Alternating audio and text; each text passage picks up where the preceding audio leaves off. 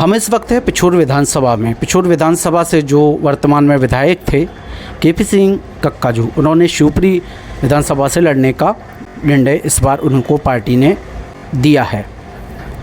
पिछोर विधानसभा में उसको लेकर लोगों में उनको लेकर उनके कार्यकाल को लेकर क्या विचार हैं, उनको हम जानने का आज प्रयास करेंगे। पिछोर विधानसभा के निवासी हैं, इनसे जानेंगे कि विधायक जी का कैसा कार्यकाल रहा। अच्छा, आपके विधायक जी का 30 वर्ष यहाँ पिछोर में कार्यकाल रहा, वो शिवपुरी से लड़ रहे हैं चुनाव। 30 वर्ष का कैसा कार्यकाल रहा, क्या उसमें आप समझते हैं कि लोगों को सुविधाएं हुई या फिर असुविधाएं हुई, क्या देखते हैं? हमारे विधायक जी, पहले तो मैं आपका धन्यवाद करता हूँ। हमारे विधायक जी का जो लगभग 30 साल का कार्यकाल रहा, तो मध्य प्रदेश में शायद ऐसे पहले नेता हैं जो हमारे विधायक जी हैं, जो बेदाग बेछबी के, मतलब ऐसे कई विचारधारा है। उन्होंने आज तक की डेट में कभी 2 रुपये किसी की रिश्वत के नहीं लिए, और जो विधायक निधि देते हैं राशि, जो कि आज तक की डेट में किसी से कोई चवन्नी नहीं ली है। और ऐसे विधायक शायद है किसी को मिलें जो शिवपुरी वालों को मिले हुए हैं। हम तो जो कि पछता रहे हैं इस चीज़ के लिए, जो हमारे विधायक जी यहाँ से गए हैं। और शिवपुरी वाले से एक निवेदन है उनसे कि ऐसे विधायक कभी मिलेंगे नहीं आपको, जो ऐसे हमारे विधायक जो यहाँ से गए। हमारे साथ पिछोर के एक और मतदाता हैं और काफ़ी समय से वो भी सार्वजनिक जीवन में सक्रिय हैं, तो जानते हैं कि वो विधायक जी के बारे में क्या विचार रखते हैं। आप कैसे कार्यकाल देखते हैं उनका? 30 वर्ष का कार्यकाल जो पिछोर में घटा, उस दौरान पिछोर में क्या क्या बदलाव आए और कितना बेहतर वो लोगों के जीवन को बना पाए यहाँ? उनका बहुत ही ईमानदारी और निष्ठापूर्वक कार्य रहा। वो बहुत ईमानदारी से, विधायक निधि जो आती है, आज तक उन्हें 30 साल हो गए, किसी भी सरपंच से 1 रुपया नहीं गया होगा। नहीं, पूरी विधानसभा 230 में 229 विधानसभा ऐसी होंगी कि सारे पैसा लेते 15%, लेकिन उन्हें आज तक किसी अपनी निधि का किसी से पैसा नहीं लिए। ईमानदारी की छवि तो उनकी है। किसी ने पैसा लिया हो तो उसको वापस करवाते हैं, ईमानदारी से काम करवाते हैं। और ऐसा ही वो जाके शिवपुरी में भी कराएंगे। ऐसा नहीं है कि वो उनकी शिवपुरी में कोई अलग वो करें, उनके पास तो अलग ही एक। अच्छा, तो उनको लेकर एक उनके जो विपक्षी वो आरोप लगाते हैं कि वो गुंडागर्दी उनके आने से बढ़ जाती है। आपने कैसा अनुभव किया, क्या पिछोर में ऐसा हुआ? साहब, गुंडागर्दी तो पिछोर में ख़त्म ही हो गई उनके आने से। बढ़ती कोई नहीं है, वो किसी के साथ ऐसा कराते ही नहीं। उनने कभी किसी के साथ ऐसा नहीं किया। और वो जहाँ लोग बाग कहते हैं, वो तो वैसे ही भ्रम पैदा करने के लिए कहते हैं, वो किसी के साथ नहीं किया। तो अब वो शिवपुरी से लड़ रहे हैं, तो आपको क्या लगता है कि वो शिवपुरी से चुनाव जीत पाएंगे? क्योंकि वो महल की पारंपरिक सीट मानी जाती है। वो तो तोड़ने गए हैं, वो टूटेगी क्यों नहीं टूटेगी? जब यहाँ उनने मुझे 30 साल तक रखा, तो ईश्वर उनकी वहाँ भी रक्षा करेगा, क्योंकि ईमानदार आदमी की सब लोग रक्षा करते हैं, वो करेंगे। मैंने देखा है कि कई लोग जो उनके कार्यकर्ता हों, चाहे आम नागरिक हों, उनको काफ़ी उनका दुख भी है कि इतने बड़े नेता, इतने अच्छे नेता का यहाँ से वो अब विधानसभा चुनाव नहीं लड़ेंगे। मैं सबसे पहले ये जानना चाह रहा हूँ आपसे कि आप, चूँकि आपने 30 वर्ष का उनका पूरा कार्यकाल देखा होगा, तो आप कैसे देखते हैं केपी सिंह जी का 93 से जो उनका कार्यकाल शुरू हुआ, पिछोर में क्या उनके कार्यकाल के दौरान बदलाव हुए और कैसा क्या रहा उनका पूरा कार्यकाल? हमारे यहाँ बदलाव तो बहुत ही अच्छे बदलाव उन्होंने किए। जैसे यहाँ की पिछोर को चारों तरफ से रोडों से भर दिया उन्होंने। Khaniyadhana to Pichhore, Chanderi to Pichhore, Ranno to Pichhore, Karera to Pichhore, Dinara to Pichhore, सारी तरफ से तो रोडों का जाल बिछा दिया।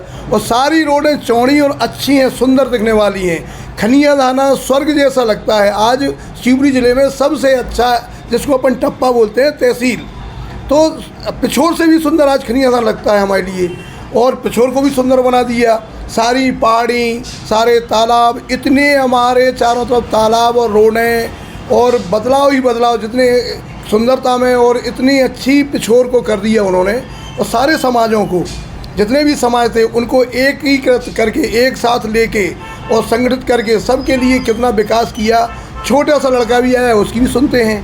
बड़ा आदमी आ जाए उसकी भी सुनते हैं, गरीब आ जाए उसकी भी सुनते हैं, कोई भी विरोधी भी आ जाए तो उसकी भी सुनते हैं, सबको बैठाते हैं, इज्जत करते हैं, चाय पिलाते हैं। इससे ज़्यादा और क्या कर सकते थे। कक्काजू का 93 से, और जो आप पूछ रहे हैं कि 93 से मैं देखा उनके ऊपर जो छवि और उसका जो तमाम एलिगेशन जो लगाए जा रहे थे कि कक्काजू ऐसे हैं, ग्वालियर से यूनिवर्सिटी प्रेसिडेंट है और ऐसा होगा वैसा होगा, लेकिन कक्काजू ने जो किया है यहाँ पे, इससे ज़्यादा मैं समझता हूँ कि पिछोर में कोई नेता, शिवपुरी ज़िले में ऐसा नेता नहीं है, मध्य प्रदेश में ऐसा नेता नहीं है जो बदलाव उनने पिछोर में ला के रख दिए थे।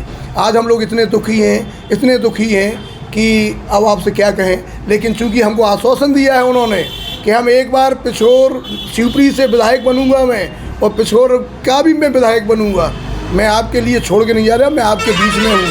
तो लेकिन पिछोर में बने और कक्काजू यहाँ भी बने, हमारे लिए इससे अच्छा तो सौभाग्य प्राप्त नहीं हो सकता। और अच्छा, एक सवाल मैं और करना चाह रहा हूँ, चूँकि उनके विपक्षी ये आरोप लगाते हैं और अभी भी शिवपुरी में भी उन पे ऐसे आरोप लगाए जा रहे हैं कि वो जहाँ जाते हैं तो जो अराजकता का माहौल या गुंडागर्दी या जातिवाद, इस प्रकार के जो आरोप लगते हैं उन पे, उस पर आपने क्या महसूस किया है? चूँकि आप इतने समय से सक्रिय हैं सार्वजनिक जीवन में, तो आपको क्या लगता है?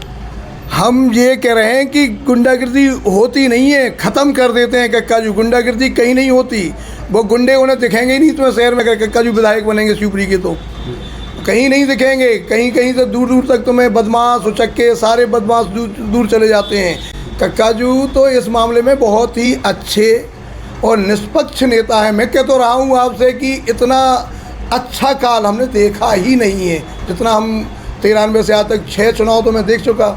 और ऐसा भी नहीं है कि कोई वर्ग भेद हो, अगर कोई भी लोधी आया तो उसके लिए भी संरक्षण है, पंडित जी आए उन्हें भी संरक्षण है, और कोई निचली जाति से कोई भी आया तो हरिजन आया उनसे भी संरक्षण है। सबके लिए उनने कितना एक साथ एकजुट करके रखा, ये बहुत ही वो तो धन्यवाद के पात्र हैं। और कक्काजू जैसा नेता हमें कब मिलेगा और वो लौट के आ जाए यहाँ, यही हमको अच्छा है।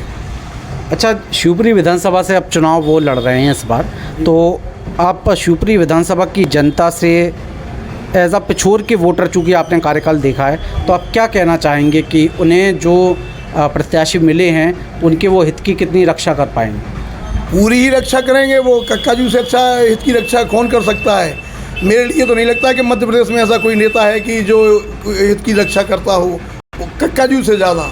क्योंकि तो राघव उनके लिए ये नहीं है कि ये हमारा विपक्षी है, पक्ष वाला है, बहुत ही अच्छी रक्षा करने के लिए कक्काजू से ज़्यादा मजबूत नेता कोई हो ही नहीं सकता। ये मेरा बहुत दिनों का ये एक्सपीरियंस है। सन 93 से क्या, मैं तो भैया साहब जी के ज़माने से देख रहा हूँ, जब से मैंने होश संभाला है, तो कक्काजू से अच्छा मेरे लिए नेता शायद कहीं देखने को मिले।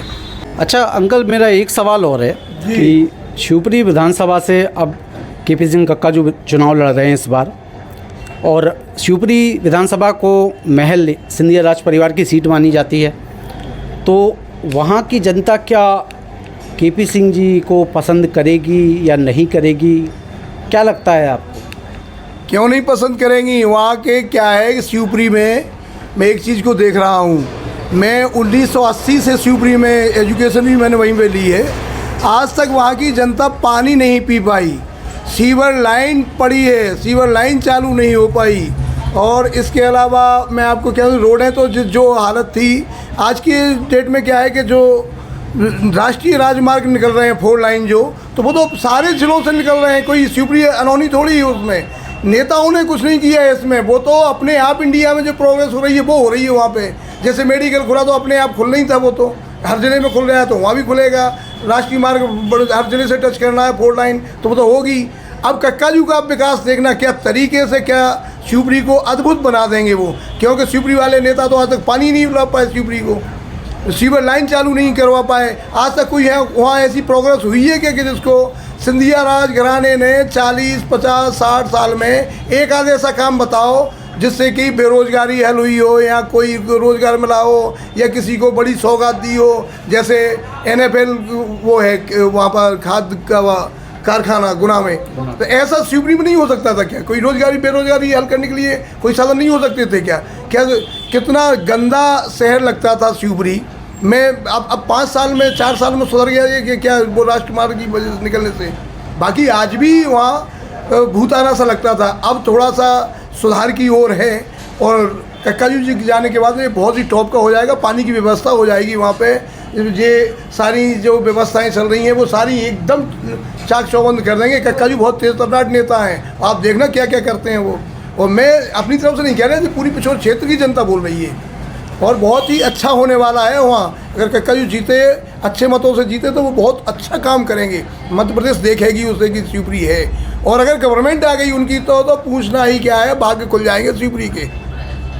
अच्छा, कई लोग ऐसा भी बोलते हैं कि शिवपुरी जो नगर है वो है तो ज़िला, लेकिन ज़िले में जिस प्रकार की व्यवस्थाएं होना चाहिए, सड़कें हो चाहे पेयजल की व्यवस्था हो, उसके मामले में शिवपुरी बहुत पीछे दिखाई देता है।